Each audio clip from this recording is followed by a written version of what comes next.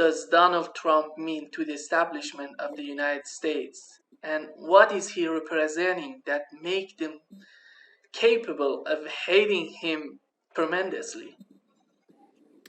Okay. Well, Donald Trump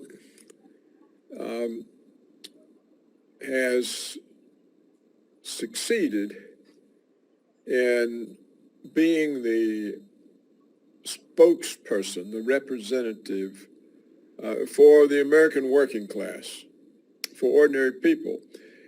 It's strange because he's a billionaire, but he is not aligned with the rich elite.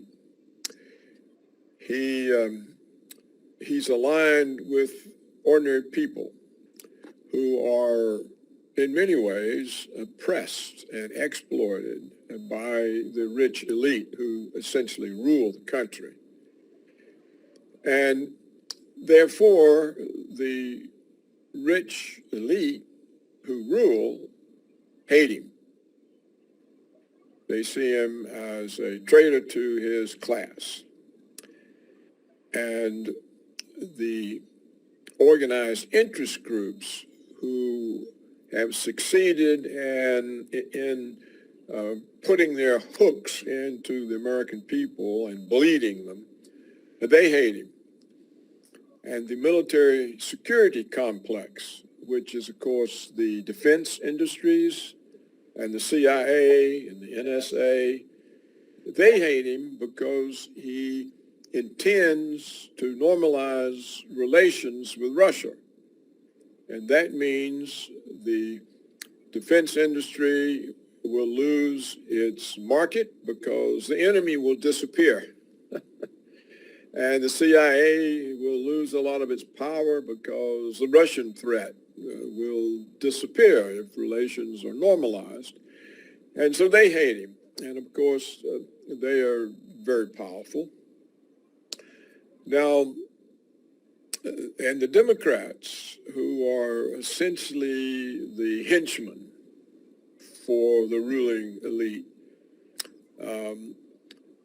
they see him as an obstacle to their own success as the prostitutes who service the ruling elite.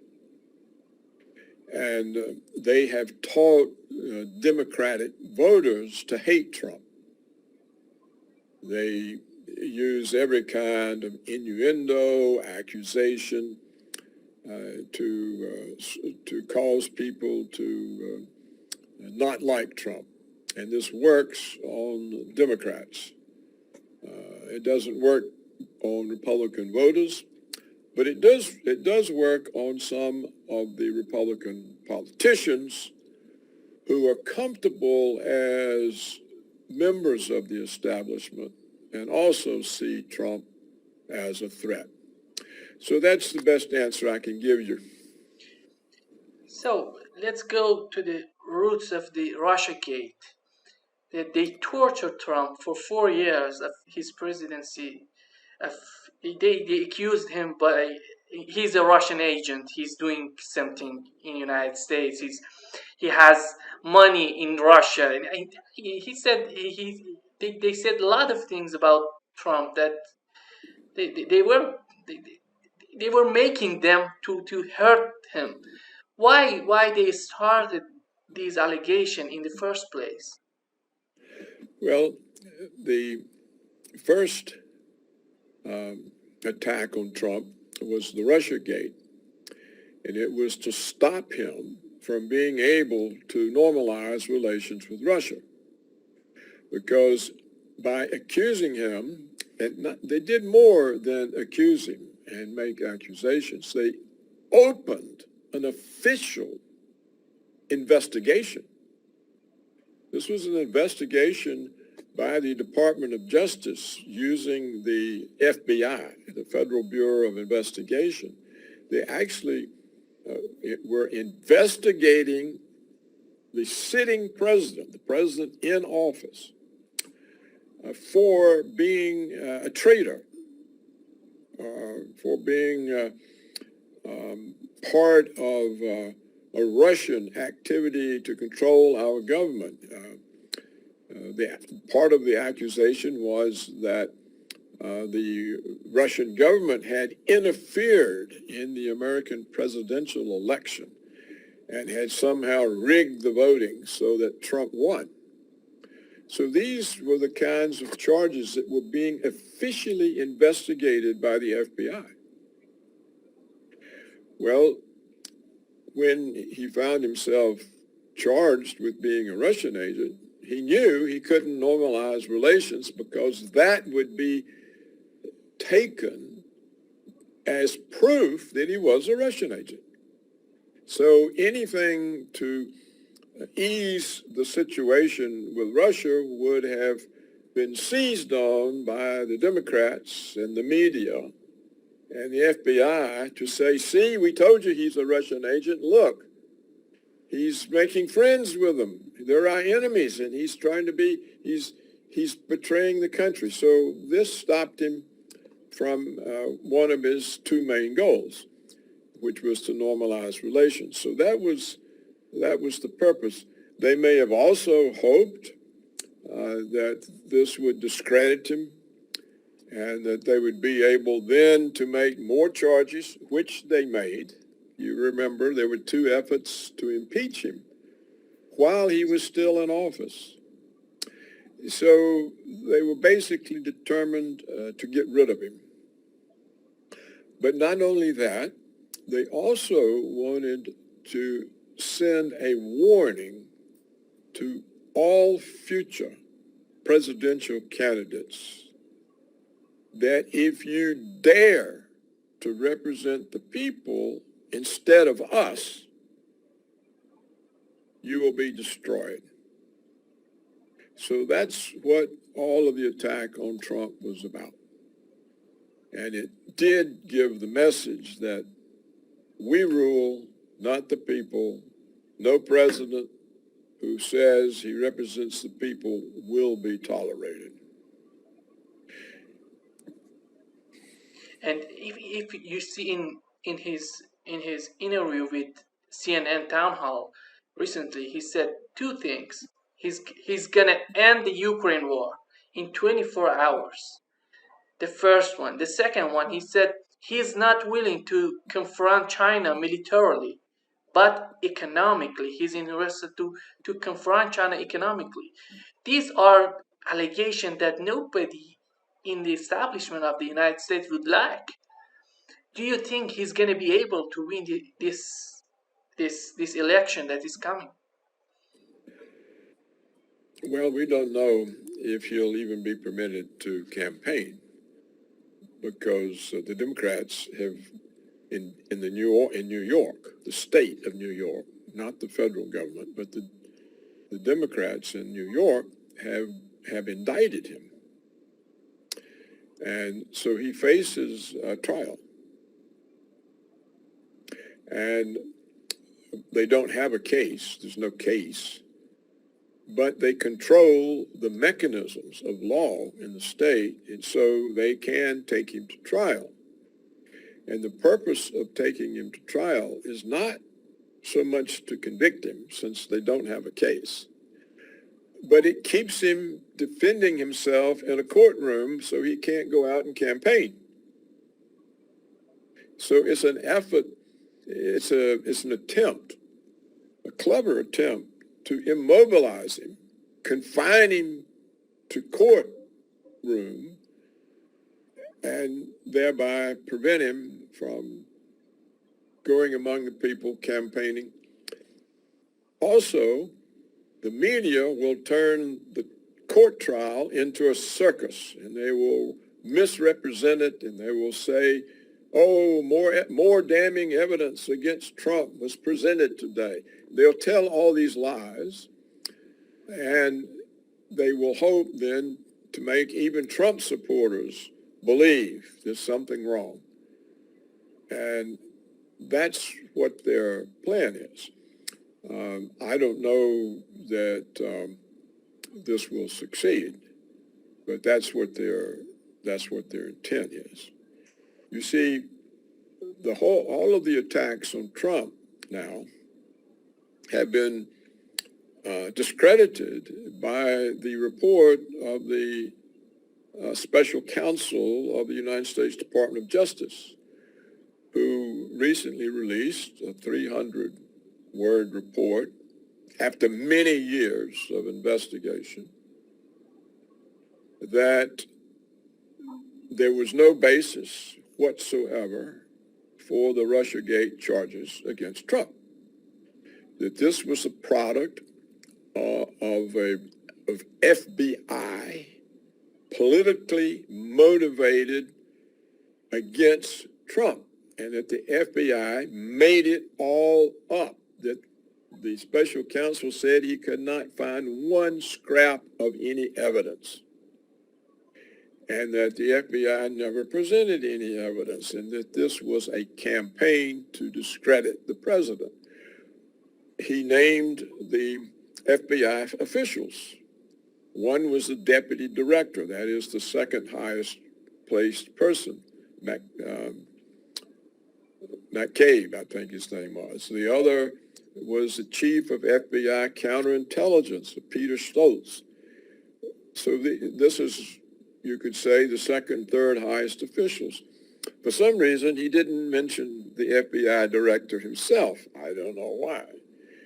But it's become clear that Russiagate was a hoax perpetrated not just on the American people, but on the whole world about Trump, that there was not a word of truth, that it was an effort. And so everyone has said, oh, the FBI is greatly embarrassed. It's a huge embarrassment. In fact, the special counsel said that they had failed in their duty, that they were, but he did not bring indictments, which is very strange because he proves that the FBI was engaged in a conspiracy against the President of the United States. Well, this is high treason. It carries a death penalty. He should have brought indictments. Instead, they're relying on, oh, the FBI is embarrassed.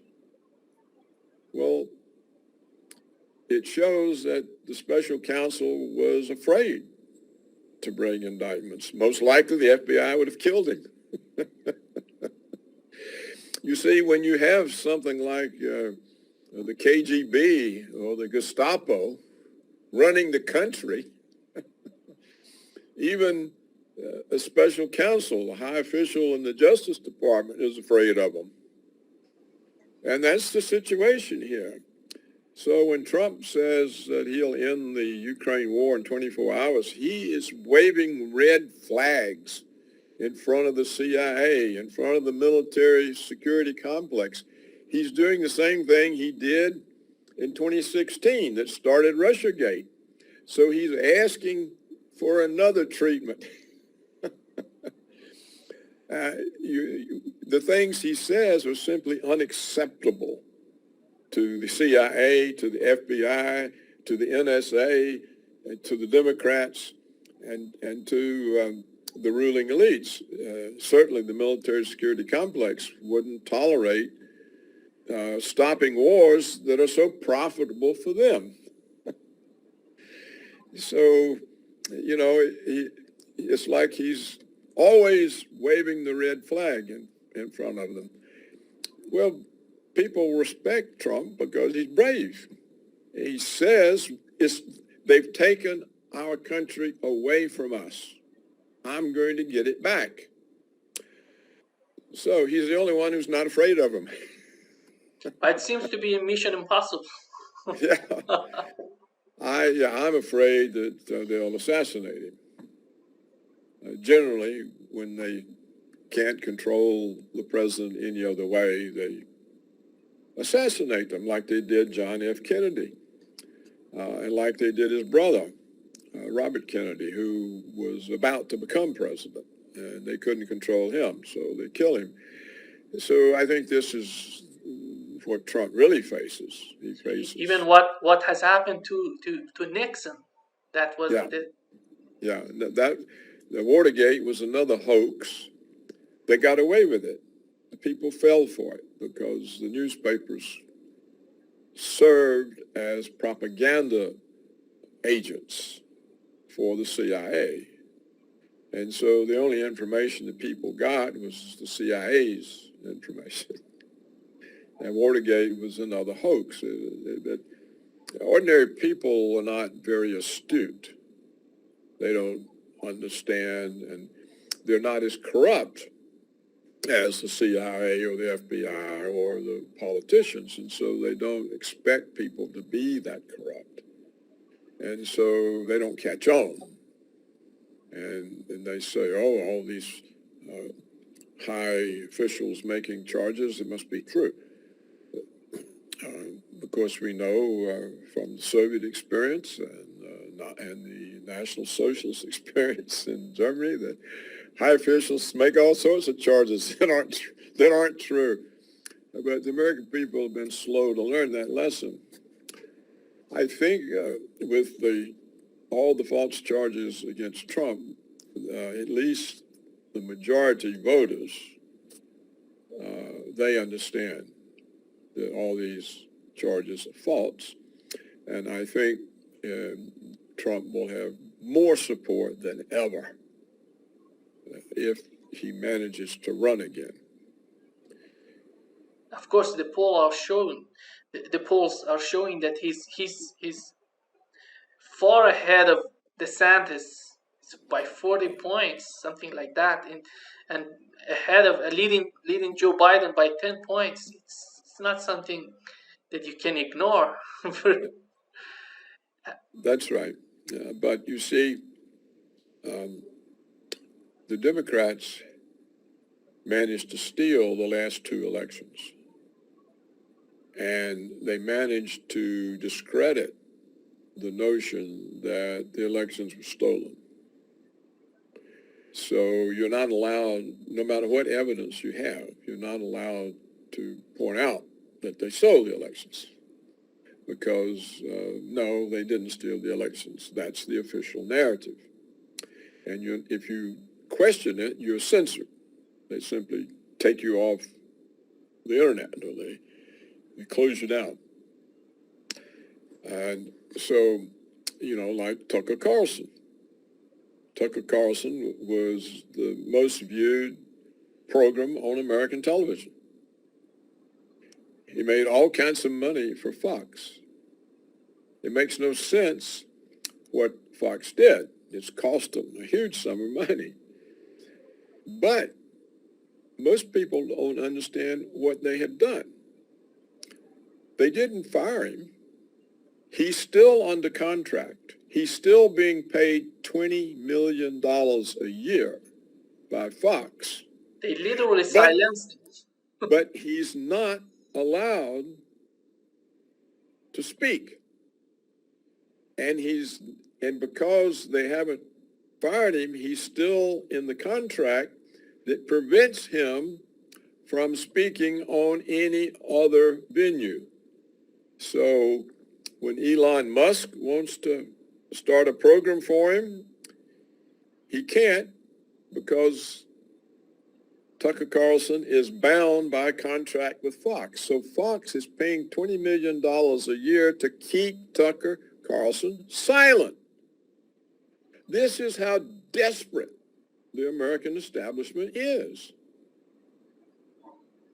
They're so corrupt. Unbelievable.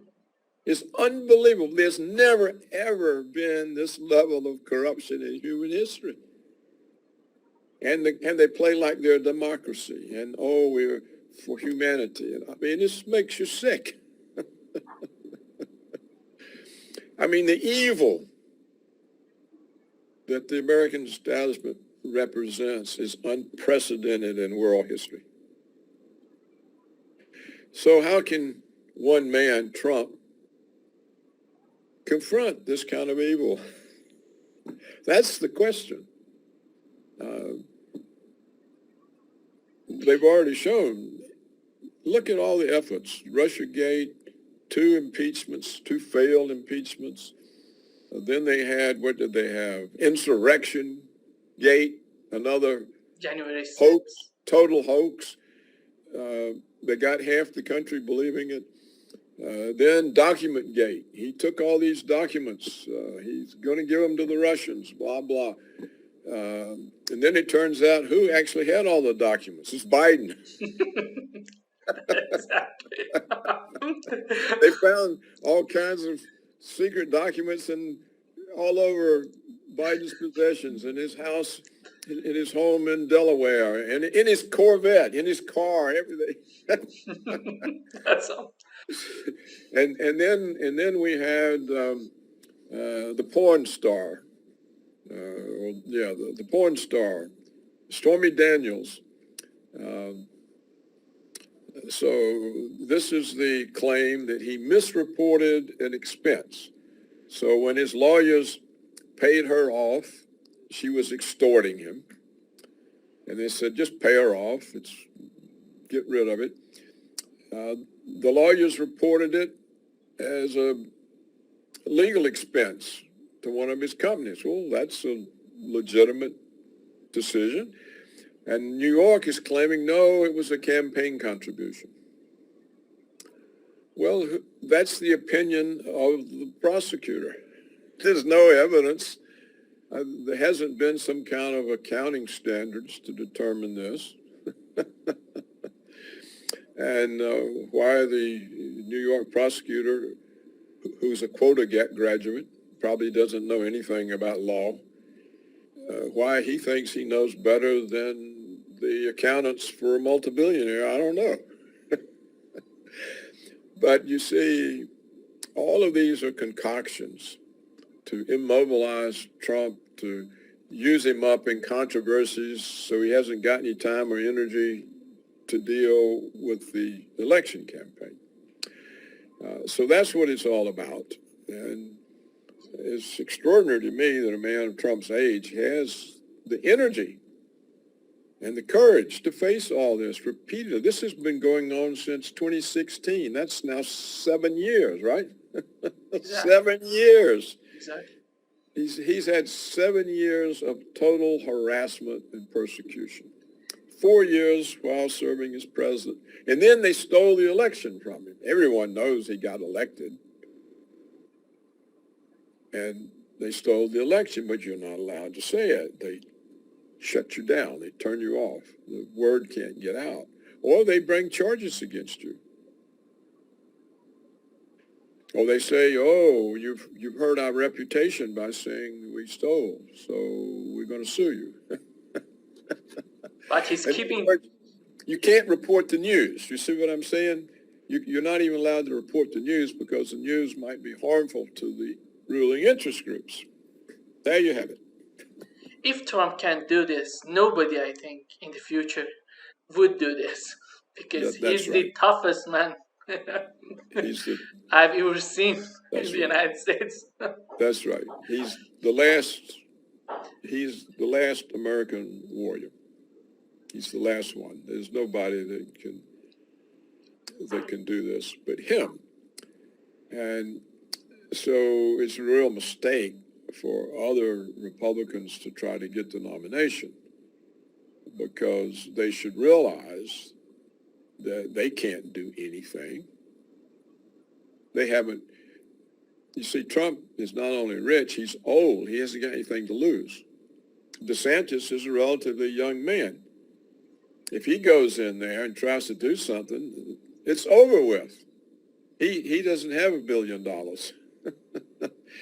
And the rest of his life, he'll have no career. So nobody but Trump. I remember DeSantis said that he's going to end the war in Ukraine. And the other, they said, no, I was wrong. His donor called him, what did you say? That's not right. Then the other day he said, no, I'm not. I think this war is we have to continue supporting Ukraine instead of ending this war. Yeah. He can't possibly stand up to the CIA, the FBI, the military security complex, the media.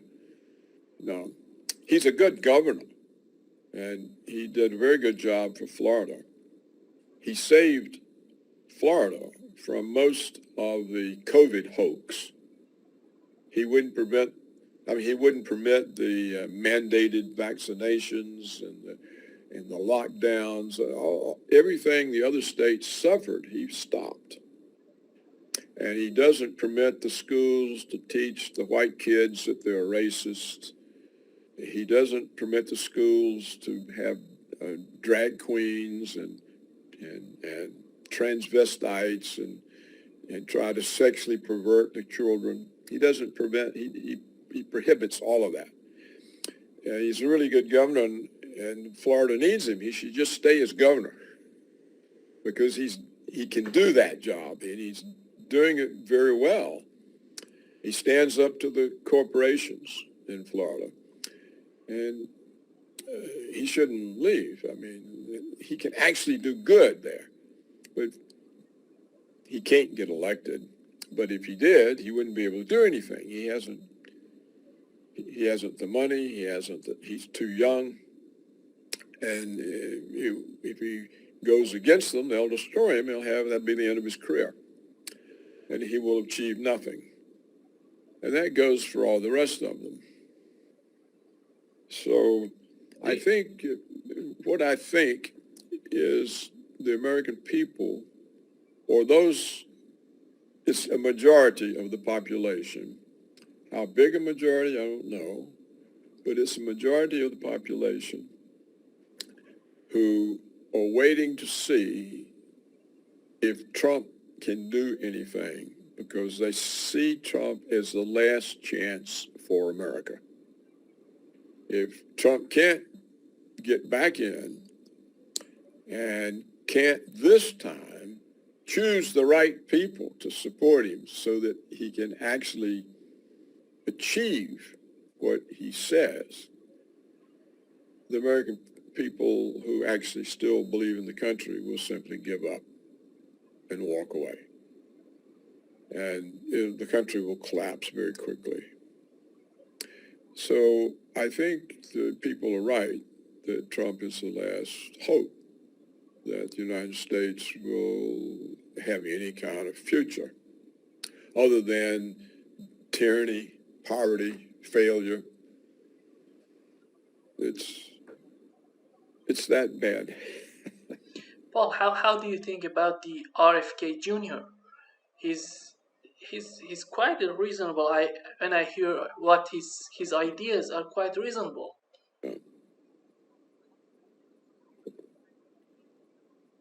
He's a very good man. He knows how corrupt the CIA and the FBI are. In fact, he knows how corrupt the entire government is. You know, it was his father and his uncle that the CIA murdered. He knows that. But I don't think he has the strength to stand up to the ruling elite. They're just too powerful. And he's a Democrat.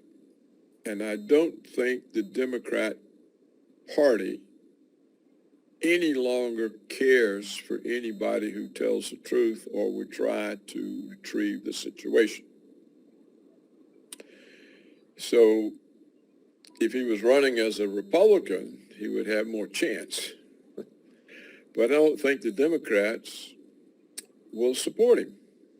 In fact, he's already being censored. He's not permitted to debate issues. And I just don't think the Democratic establishment or the media will ever allow him to speak to the American people. They won't permit that. So I think this main problem is that he would have been a perfect Democratic politician 20, 30 years ago. He would have been the perfect candidate. But today, the Democrat Party is so different. It's a woke party. It doesn't like white people. It says they're racist. It it claims there's no such thing as sexual perversion. It's just all a matter of choice. That a pedophile is just somebody who is attracted to minors, to children, and there's nothing perverse. Just as if there's nothing perverse about homosexuality, there's nothing perverse about pedophilia. Their view is that the only thing that's perverse is Christianity, because it discriminates against sexual perverted people. And that kind of party isn't going to support Robert Kennedy because he's not like that. He's a moral man, highly intelligent, very aware. That's not what they want. No chance for him. I don't think it's any chance. Paul, when we remember that when Trump was in office, he was surrounded by the establishment people like Mike Pompeo, John Bolton. These guys were all in to control Trump, not to doing anything but controlling him. Do you think he understands? If, let's say he wins the election 2024, do you think that he's gonna keep having these people in his office? Well, that's the real question, isn't it? I think, you see, I predicted in 2016 that he would be a failure because he doesn't know who to appoint. And the people surrounding him don't know either. And so he'll get staffed up with his enemies, which is what happened. But I think his experience has taught him a lot. And also, one of the best people in the House of Representatives was David Nunes. And he now works for Trump. Well, he knows who's good and who's not. And we have others there like Jim Jordan, who is a leader of the Republicans in the House of Representatives. And he can clue in Trump. And now Trump said the other day that when he's elected, he's going to bring back the general that they got rid of the first 2 weeks, the National Security Advisor. What was the general's name? He was the former head of the Defense Intelligence Agency. So that also tells you that he's learned. So I can't say the establishment won't manage to stick in some of their people, but I think this time there's a better chance that Trump's going to have a strong element of support in his government for the first time. And he's also learned which offices are important. For example, the Justice Department. As long as the Attorney General is against you, you're in trouble because the FBI reports to the Attorney General. And they can frame up anybody. You know, as we've seen, they spent all these years trying to frame up Trump. And they're still trying. So I think if he got in, he would be much more capable and he would be a more formidable challenge to the establishment in terms of results. The intent is there, but he just didn't have the capability of enforcing it, of acting on it. I think the second time he will be much more astute and much more careful. And I think, too, that the voters would, they've learned a lot. They would be very strong supporters. So it's a bigger threat now to the establishment than he was before. So this is why I think they'll simply kill him. I don't expect that Trump would be allowed to be president. They would kill him.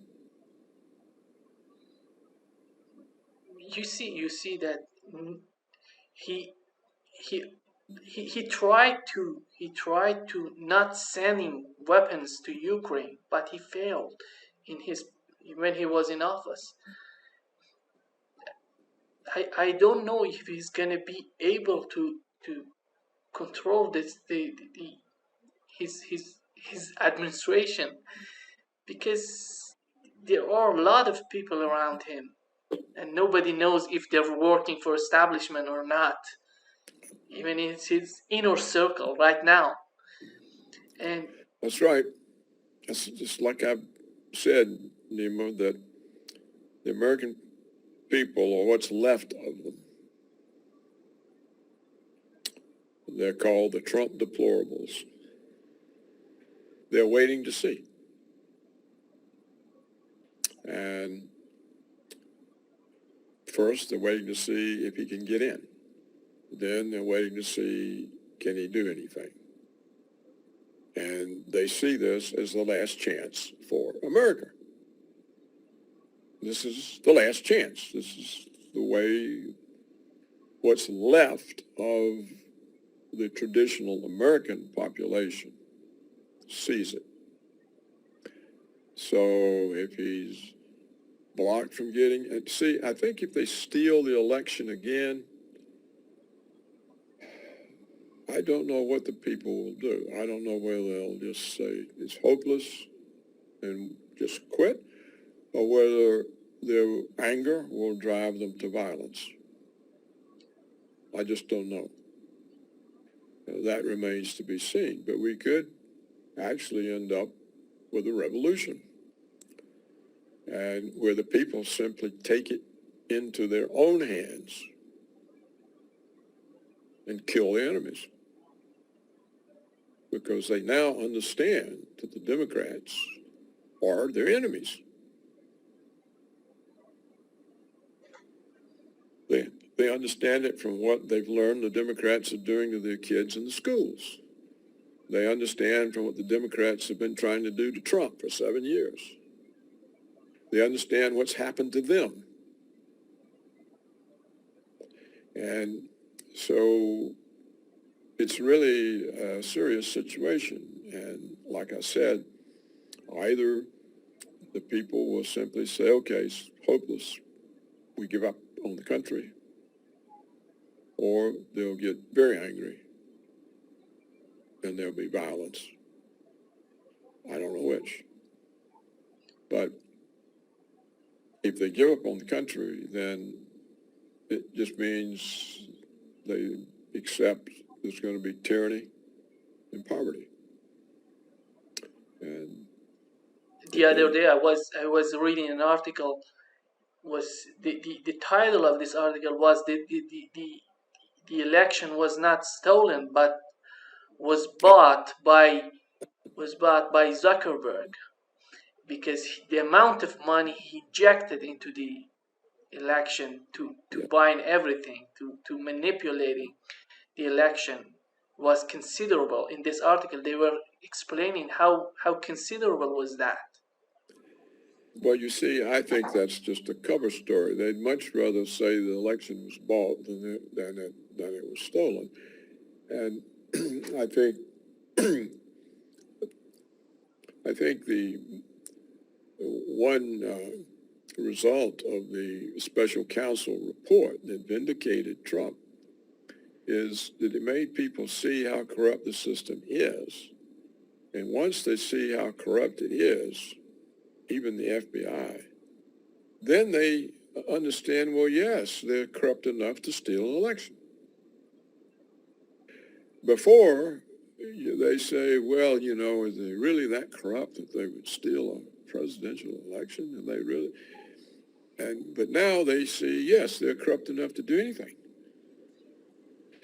So the notion that the election was stolen is more widely accepted than ever before, because they see from the report of John Durham, the special counsel, that if the FBI, the top ranks of the FBI are this corrupt, well, anything's possible. And so, in a way, this weakens the Democrats because the people are less likely to believe what they hear on CNN or NBC or CBS or National Public Radio or reading the New York Times or the Washington Post. They're beginning to understand this is all just lies. And that it's lies designed to control their minds and how they think, how they understand. And so once they accept that the system is irredeemably corrupt, then the Democrats, it's harder for them to prevail. So it's not without hope, but given the nature of the establishment, How about Biden? I don't know how he's gonna be able to participate in 2024. well, it's not clear that the Democrats will let him run. We just don't know. It's not clear what the Democrats are going to do. Their plan with the New York indictment was just to keep Trump from campaigning. And then they could steal the election on the grounds that, well, the Trump voters didn't go out because Trump couldn't campaign. But with this Durham report, the Democrats aren't sure how this is going to affect them. You know, the vindication of Trump. And the media doesn't know what to do because they've been lying through their teeth for 7 years. Everything the American media said has been a lie. And now the whole world knows that. and any astute people know it. It's just like Trump said. He says, I told you at the beginning. And now we see it's true what I told you. So I think at the moment the Democrats don't know what they're going to do. And the establishment doesn't know because the media is discredited, the FBI is discredited, you know, the Democrats are discredited. What's the establishment going to do? Are they going to pretend now to get friendly with Trump so they can sneak in that way? I mean, who knows? I don't think we know yet, Nima, what the result will be because it's had consequences that weren't expected. I see. Thank you so much, Paul, for being with us today. It's always a pleasure to talk with you. Learning a lot. I thank you for the opportunity, and people in the world need to understand the threat that the United States poses. I don't think if it fails in the United States, it's going to help anybody outside of the United States. It's going to hurt everybody. It's not. I don't know. If the United States fails, then they can't bully the rest of the world any longer.